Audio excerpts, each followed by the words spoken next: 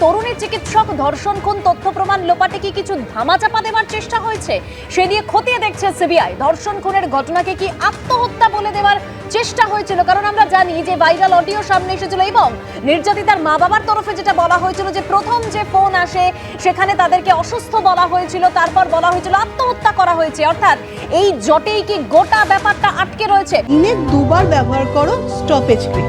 আর নিজেকে রাখো evergreen Keya Seth aromatherapy স্টপেজ ক্রিম আর খুঁজে পাও নতুন আমিকে। আবির দত্ত আমাদের প্রতিনিধি রয়েছেন সরাসরি আমাদের সঙ্গে। আবির, দেখো, তোমাকে জানাই যে আজকে সিবিআই এর তরফ থেকে আদালতে যেটা জানানো হচ্ছে যে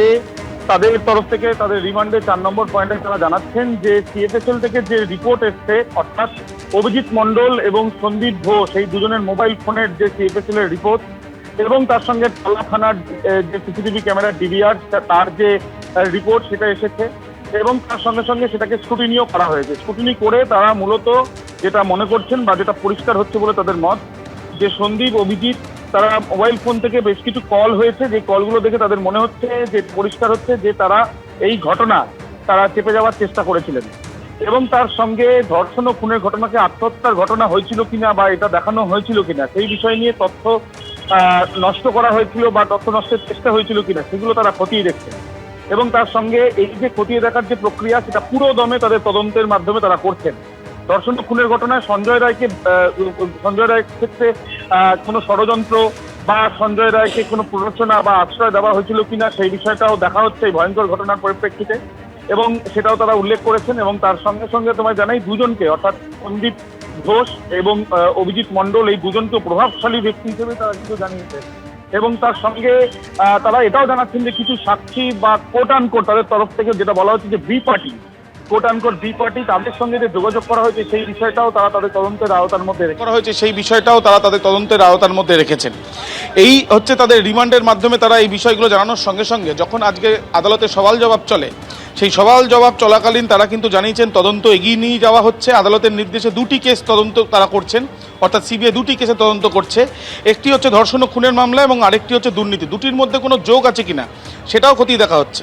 এবং এই যে তদন্ত করা হচ্ছে অর্থাৎ ধর্ষণ ও খুনের মামলা সেক্ষেত্রে পুলিশের ভূমিকা স্ক্যানিংয়ে রয়েছে